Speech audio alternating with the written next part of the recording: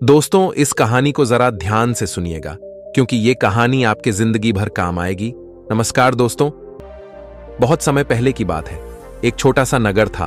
उस नगर में एक बहुत ही धनी सेठ रहा करता था। उस धनवान सेठ के पास कहने को सब कुछ था। किसी चीज की कोई कमी नहीं थी। उस धनवान सेठ ने अपने जीवन में बहुत बड़े बड़े मुकाम हासिल किए थे। उसने अपने जीवन में कई सफलताएं प्राप्त की थी। वह जिस नगर में भी व्यापार करने जाता, वहां पर भी उसे सफलता मिलना निश्चित था। वह अपने जीवन में कभी भी हारा नहीं था। उसका व्यापार भी खूब जोरों शोरों से चल रहा था। उसके पिताजी ने उसे ऐसी 4 बातें बता रखी थी जिसका वह नियमित पालन किया करता था और उन्हीं बातों का अनुसरण किया करता था।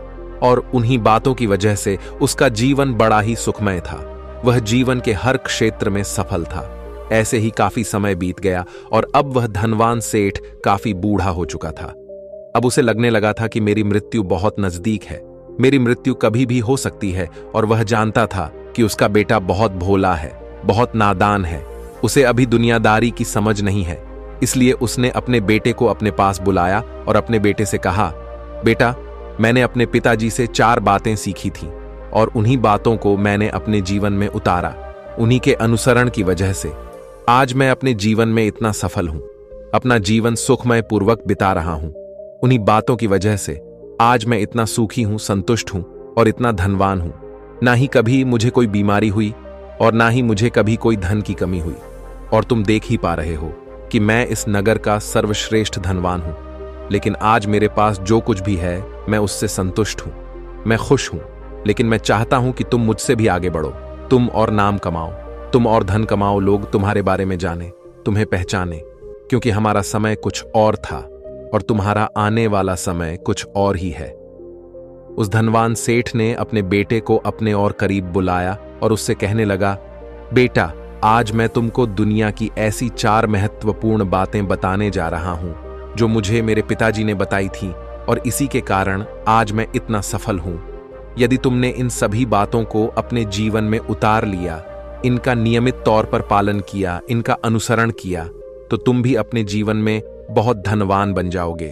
अपने जीवन को बहुत सुखमय तौर पर बिताओगे। इन बातों के अनुसरण से ना तो तुम्हारे घर परिवार में कोई दुख आएगा और ना ही तुम्हारे व्यापार में कभी कोई परेशानी उत्पन्न होगी। इतना कहकर धनवान सेठ अपने बेटे को 4 बातें बताना शुरू करता है। वह कहता है, बेटा, सबसे पहली बात है काम पर छाव में जाना और छाव में आना। दूसरी बात, अपने घर के चारों तरफ चमड़े की बांध रखना।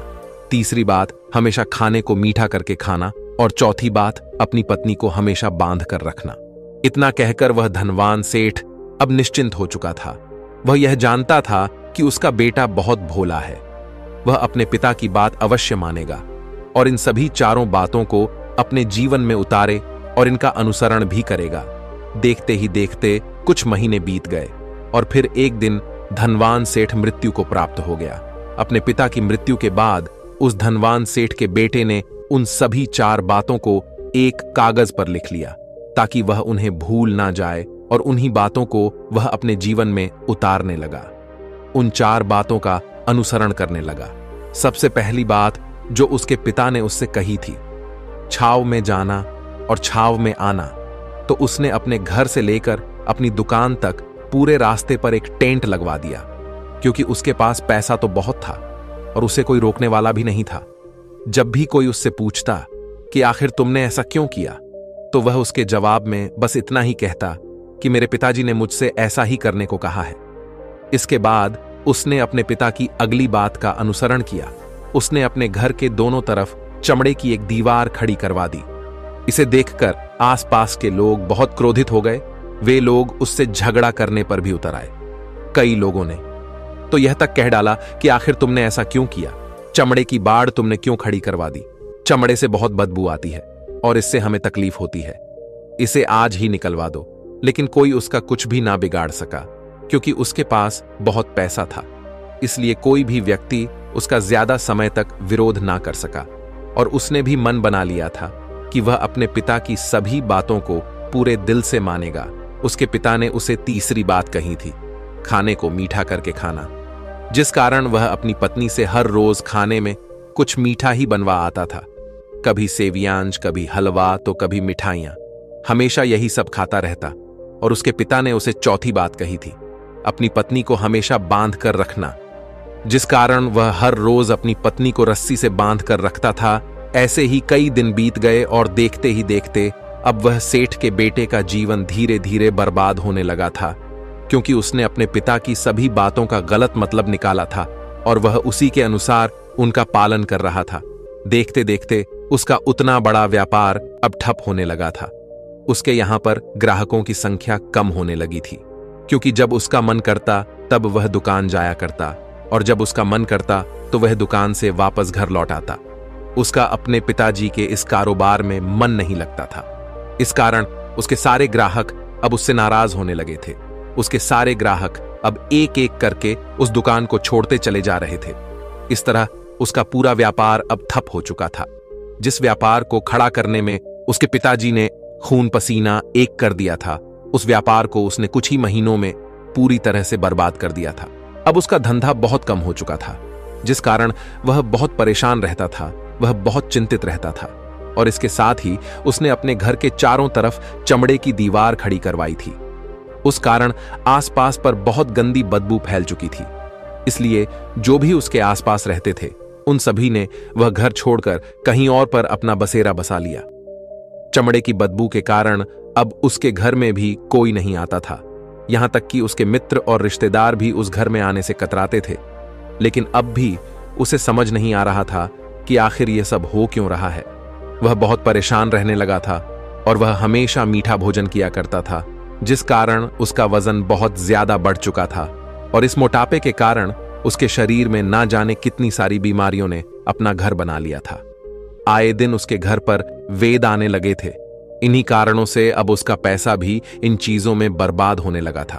और अपने पिता की चौथी बात उसने मानी थी, वह थी अपनी पत्नी को बांध कर रखता, जिसकी वजह से उसकी पत्नी उससे नाराज हो गई और वह घर छोड़कर अपने मायके लौट गई। उसने अपनी पत्नी को मनाने की कोशिश की, तरह तरह के उपाय किए, लेकिन उसकी पत्नी नहीं मानी। और वैसे भी कोई भी स्त्री ऐसे मर्द के साथ क्यों रहना चाहेगी जो उसे बेवजह ही बेबात पर बांध कर रखता हो। देखते देखते अब वह सेठ के बेटे का पूरा जीवन बर्बाद हो चुका था। ना तो अब उसके पास व्यापार बचा था, ना ही धन, ना ही उसकी पत्नी और ना ही वह रिश्तेदार जो पैसों के लिए उसके आसपास घूमा करते थे। और तो और अब उसका स्वास्थ्य भी ठीक नहीं रहता था, जिस कारण वह बहुत चिंतित रहने लगा था, बहुत परेशान रहने लगा था। उसे यह सब समझ ही नहीं आ रहा था क्या हो रहा है और क्यों हो रहा है। इन सभी बातों को लेकर तो बहुत परेशान रहता और वह मन ही मन अपने पिताजी को कोसा करता और कहता, पिताजी, आपने तो मेरा पूरा जीवन बर्बाद कर दिया। आपकी उन 4 बातों के कारण आज मुझसे मेरा सब कुछ छिन चुका है। ना तो मेरे पास व्यापार रहा, ना ही धन दौलत, ना ही वह रिश्तेदार, ना ही मेरी पत्नी, और यहां तक कि मेरे स्वास्थ्य ने भी मेरा साथ छोड़ दिया है। आप ही के कारण आज मेरा पूरा जीवन बर्बाद हो चुका है। यदि मैंने आपकी वह 4 बातें ना मानी होती, यदि मैंने उन्हें अपने जीवन में ना उतारा होता, तो आज मैं एक सुखमय जीवन जी रहा होता। आपकी इन 4 बातों पर चलकर मुझे क्या मिला? मैंने एक आज्ञाकारी बेटे की तरह आपकी सारी बातें भली भांति मानी, उन पर यकीन किया, उनका अनुसरण किया। लेकिन मैं ही मूर्ख था जो मैंने आपकी उन बातों पर आंख बंद करके यकीन कर लिया। इतना कहकर वह फूट फूट कर रोने लगा। तभी उसे एक दिन पता चला कि उसके पास के नगर में एक साधु आए हुए हैं और वह साधु सभी की समस्याओं का हल बताते हैं। चाहे कैसी भी समस्या हो, वह उसका निवारण अवश्य करते हैं। यह सुनकर उसने सोचा कि चलो एक बार मिलकर देखता हूं, हो सकता है कि मेरी भी समस्या का समाधान मुझे मिल जाए। इस आशा के साथ वह उन साधु के पास पहुंचा। वहां पहुंचकर सीधा उनके चरणों में जा गिरा और जोर जोर से रोने लगा। वह कहने लगा, हे गुरुवर, अब आप ही मुझे बचा सकते हैं। मेरे पिताजी ने तो मेरा पूरा जीवन बर्बाद करके रख दिया। आज मेरी जो भी स्थिति है वह सब मेरे पिताजी के कारण ही है। मेरे पिताजी ने मुझे जैसा कहा मैंने वैसा ही किया। हमेशा एक अच्छे बेटे की तरह उनकी सारी बातें मानी, अपने सारे फर्ज निभाए। और देखिए मेरे पिताजी ने मेरे साथ क्या किया। मरते मरते भी वह मुझे गलत बात सिखा गए और उसका खामियाजा मुझे आज भुगतना पड़ रहा है, क्योंकि मैंने उनकी सभी बातों को अपने जीवन में उतारा, उनका अनुसरण किया। और देखिए आज मेरे साथ क्या हो गया। मेरा तो पूरा जीवन ही बर्बाद हो गया। मैं अब तक यह नहीं समझ पाया कि मेरे पिताजी ने मेरे साथ ऐसा क्यों किया। क्या मैंने उनके साथ कुछ गलत किया था? इतना कहकर वह उन साधु के सामने और भी जोर जोर से रोने लगा। तभी वह साधु महाराज उस सेठ के बेटे से कहते हैं, बेटा चुप हो जाओ, पहले मुझे अपनी सारी बात तो बताओ। आखिर तुम्हारे साथ क्या हुआ है? तुम इस तरह से क्यों रो रहे हो? तुम्हारी इस परेशानी का क्या कारण है? उन साधु के इतना कहने पर उस सेठ के बेटे ने पर्ची उन साधु के हाथ में रख दी, जो उसने अपने पिता की मृत्यु के बाद लिख रखी थी, जिसमें उसने अपने पिता की चारों बातें लिखी थीं। उन साधु ने पर्ची ली और उसे पढ़ने लगे, और उन्होंने जैसे ही वह पढ़ा तो वह जोर जोर से हंसने लगे, और वह उस सेठ के बेटे से कहते हैं, तुम कितने बड़े मूर्ख हो। तुम्हारे पिता ने तो तुम्हें दुनिया का सारा ज्ञान दे दिया, लेकिन तुम उसे समझ नहीं पाए, तुम उसका सही तरह से पालन नहीं कर पाए, और कहते हो कि तुम्हारे पिता ने तुम्हें गलत राह दिखाई है, तुमने गलत संदेश दिया है।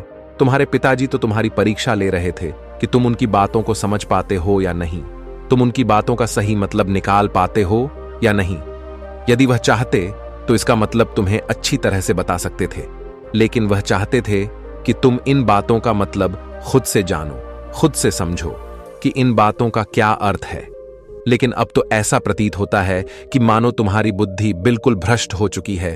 तुमसे बड़ा मूर्ख मैंने आज तक नहीं देखा। जिसके पास दुनिया का इतना बड़ा ज्ञान हो, वह भला इतनी बड़ी मूर्खता कैसे कर सकता है? तुम्हारे पास कोई ज्ञान नहीं है, तुमने कोई भी ज्ञान अर्जित ही नहीं किया। अगर तुम इन बातों का सही मतलब समझ चुके होते तो तुम भी अपने जीवन में अपने पिता की तरह ही सफल होते, खुश होते, और तुम्हारा जीवन सुखमय तरह से बीत रहा होता। लेकिन तुम इतने बड़े मूर्ख हो कि तुमने अपने पिता की बातों का गलत मतलब निकाल लिया। उन बातों के मतलब के बारे में तुमने सोचा तक नहीं। उन्होंने जैसा कहा तुमने वैसा करना शुरू कर दिया। यदि तुम्हें उन बातों का अर्थ नहीं पता चल रहा था तो तुम किसी ज्ञानी से मिल सकते थे, तुम उससे उस बात का मतलब निकाल लेते। लेकिन जैसा तुमने अपने पिता की इन बातों को समझा है, इसका मतलब वैसा नहीं है। इस पर वह धनवान सेठ का बेटा कहता है, हे गुरुवर, आप क्या कहना चाहते हैं? क्या मैं अपने पिता की बातों को सही नहीं समझ रहा? और वैसे भी इसमें समझने लायक है क्या? उन्होंने तो सब कुछ साफ साफ ही बताया था और मैंने उन्हें अपने जीवन में उसी तरह से उतार लिया, तो फिर मैंने गलत क्या किया है? इस पर गुरुवर एक बार फिर मुस्कुराने लगे और उस सेठ के बेटे से कहते हैं, बेटा, यह जो बातें लिखी गई हैं, इन बातों के पीछे एक गहरा अर्थ है जिसे तुम समझ नहीं पाए। इसी कारणवश तुमने यह मूर्खता कर दी और इसी कारणवश तुमने अपना पूरा जीवन बर्बाद कर लिया। लेकिन अब भी कुछ नहीं बिगड़ा, अब भी तुम्हारे पास बहुत समय है। यदि तुम चाहो तो अब से मेहनत करके भी तुम अपने जीवन में एक बार फिर से वह खुशहाली, वश, समृद्धि सब कुछ हासिल कर सकते हो। इस पर वह सेठ का बेटा कहता है, ठीक है, कृपया करके मुझे उन चारों बातों का मतलब समझाइए। आखिर उन चार बातों का क्या अर्थ है? इस पर साधु सेठ के बेटे को कहते हैं, तुम्हारे पिताजी ने तुमसे कहा था, काम पर छाव में जाना और छाव में आना। इसका मतलब यह है सूर्य निकलने से पहले ही तुम दुकान पर पहुंच जाना और सूर्यास्त होने के बाद ही तुम वापस घर आना, जिससे तुम्हें दुकान पर अधिक से अधिक समय मिल पाएगा। तुम उस काम को अच्छी तरह समझ पाओगे, उस काम को अच्छी तरह से कर पाओगे, उस काम को बढ़ाने में तुम अपना दिमाग लगा पाओगे और तुम अपने काम में तरक्की कर पाओगे। लेकिन तुमने तो इसका गलत ही मतलब निकाल लिया।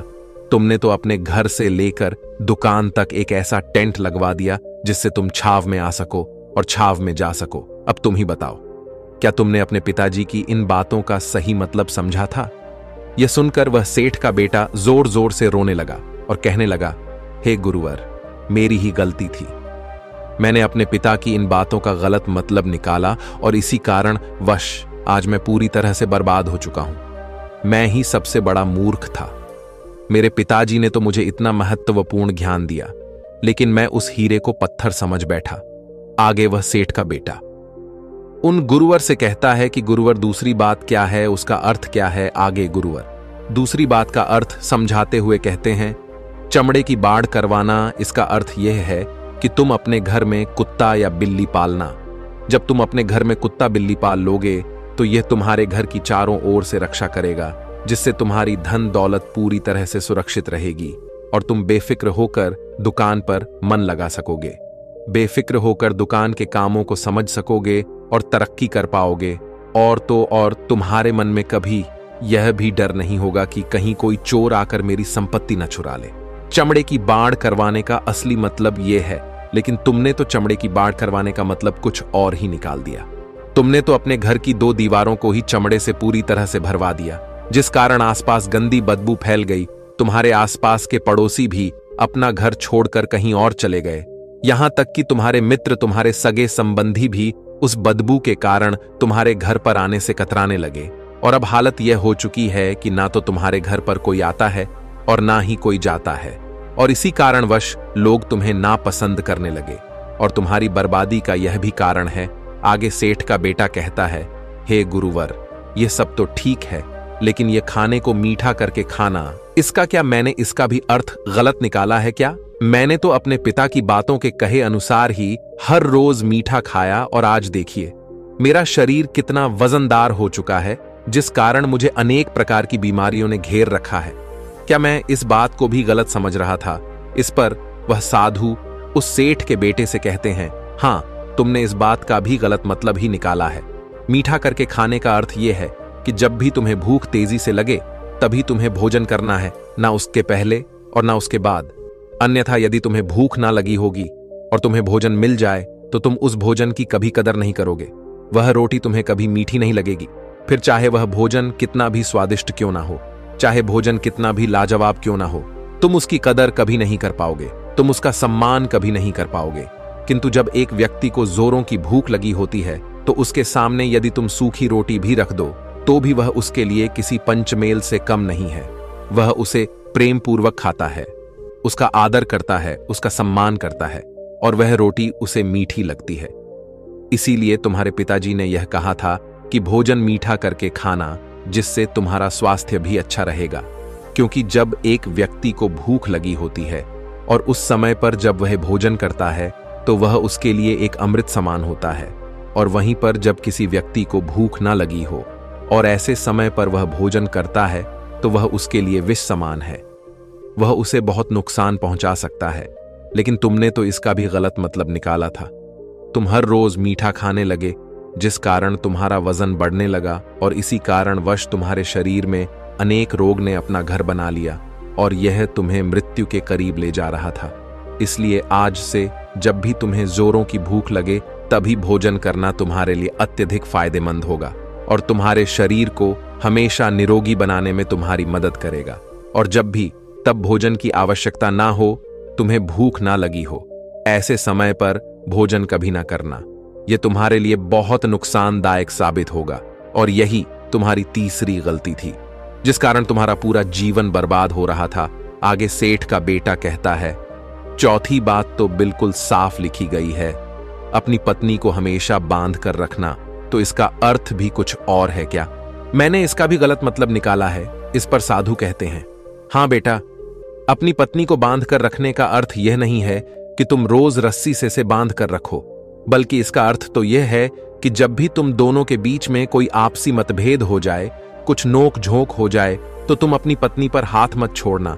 जब तक एक स्त्री का पति उसके साथ रिश्ते में बंधा होता है तो वह अपने रिश्तों में बंध जाती है और वह अपने रिश्ते को पूर्ण तरीके से निभाने का हर मुमकिन प्रयास करती है। और ऐसे समय पर यदि तुम्हारे बीच कुछ नोकझोंक हो जाए, कुछ गलतियां हो जाएं, और ऐसे समय पर तुम उस स्त्री का हाथ नहीं छोड़ते, तो वह तुम्हें छोड़कर कभी नहीं जाएगी। लेकिन इसका अर्थ यह भी नहीं है कि तुम अपनी पत्नी पर अत्याचार करो, बल्कि तुम्हारे पिताजी यहां पर कहना चाहते थे कि जो भी कोई व्यक्ति तुम्हारे साथ किसी रिश्ते में जुड़ा हुआ है, उसे अपने रिश्ते में इस तरीके से बांध लो कि वह तुम्हारे साथ झगड़े और नोक-झोंक के बाद भी नुकसान न पहुंचा सके, वह तुम्हारे साथ कुछ गलत ना कर सके और तुम्हारा फायदा ना उठा सके। अपने रिश्तों को हमेशा बांध कर रखना, उन्हें खुला मत छोड़ना, अन्यथा वह तुम्हारे हाथ से फिसल जाएंगे। और हम में से अधिकांश लोग अपने जीवन में यही गलतियां करते हैं और अपने नए रिश्तों को कभी समय नहीं देते, जिस कारण उनका रिश्ता उतना मजबूत नहीं हो पाता और इसी कारणवश वह अपने रिश्ते से हाथ धो बैठते हैं। और यही गलती तुमने भी की। तुमने तो अपनी पत्नी को बांध कर रखा था, तो भला वह तुम्हें कैसे माफ कर सकती है? और यही कारण है कि वह तुम्हें छोड़कर चली गई। तुमने जो अपनी पत्नी के साथ किया वह माफी के लायक नहीं है। लेकिन तुम्हें अपनी पत्नी से माफी मांगनी चाहिए क्योंकि तुमने गलत किया है। इसलिए जाओ और अपनी पत्नी से माफी मांगो, उसे वापस घर लाओ। और यही वह 4 बातें थीं जो तुम्हें तुम्हारे पिता ने समझाने का प्रयास किया था, लेकिन तुमने इन सभी बातों का गलत मतलब निकाला और इसी कारणवश तुम पूरी तरह से बर्बाद हो गए। किंतु अभी भी तुम्हारे पास बहुत समय है। यदि तुम इन सभी बातों का सही से अनुसरण करते हो तो तुम अपने जीवन में एक बार फिर से वह सब कुछ हासिल कर सकते हो जो तुमने खोया है। ये सारी बातें हमारे जीवन की पूरी परेशानियों का समाधान है। तुम किसी भी तरह से इनको देख सकते हो। यदि तुम कामयाब होना चाहते हो तो तुम्हें मेहनत करनी ही होगी। सूर्य निकलने से पहले तुम्हें अपने घर से निकलना होगा और हमेशा सूर्य के ढलने के बाद ही तुम्हें घर वापस लौटना होगा, ताकि धन दौलत को कोई तुमसे छीन ना ले। तुम्हें अपने रिश्तों को कुछ इस तरीके से बांधना होगा ताकि वह रिश्ते तुम्हें परेशान ना करें, तुम्हें तकलीफ ना पहुंचाए, तुम्हारा फायदा ना उठाए। और हमेशा एक अच्छा और स्वस्थ भोजन करना जब तुम्हें भूख लगी हो, ताकि तुम्हें जो भी सांसें मिली हैं तुम उसे खुशी खुशी जी सको। और अपने रिश्तों को हमेशा बांध कर रखना, उन्हें खुला मत छोड़ना, अन्यथा वह तुम्हारे हाथ से फिसल जाएंगे। और अपने घर में अवश्य ही कुत्ते या बिल्ली को जरूर पालना ताकि तुम्हारा धन हमेशा सुरक्षित रहे। इन सभी बातों का अपने जीवन में अनुसरण करने के बाद तुम अपने जीवन में सब कुछ एक बार फिर पा सकते हो जो तुमने आज तक खोया है। और हो सकता है कि तुम इससे भी अधिक उन्नति कर पाओ, इससे भी अधिक समृद्धि पा सको, अपने जीवन को खुशहाल और सुखमय बना सके। इतना कहकर वह साधु शांत हो गए और सेठ का बेटा भी अपनी सभी गलतियों को समझ चुका था। उसने उन गुरु को प्रणाम किया और वापस अपने घर लौट गया। उसने उन सभी 4 बातों को अपने जीवन में उतारा, उनका सही सही अनुसरण किया। उसके बाद से उसके जीवन में सकारात्मक प्रभाव दिखने लगे। वह एक बार फिर से अपने व्यापार को खड़ा करने में सफल रहा। वह एक बार फिर से अपनी पत्नी को घर लाने में सफल रहा और देखते ही देखते उसका जीवन सुखमय और आनंदमय हो गया था। तो दोस्तों, मुझे उम्मीद है कि आपको यह आज कहानी पसंद आई होगी और आपने इससे कुछ सीखा होगा। कहानी के बारे में अपने विचार आप हमें नीचे कमेंट बॉक्स में कमेंट करके बता सकते हैं। जाने से पहले वीडियो को लाइक करें और चैनल को सब्सक्राइब जरूर करें। तो चलिए मिलते हैं ऐसी ही कोई नई कहानी। तब तक के लिए अपना ख्याल रखें। धन्यवाद और नमो बुद्धाय।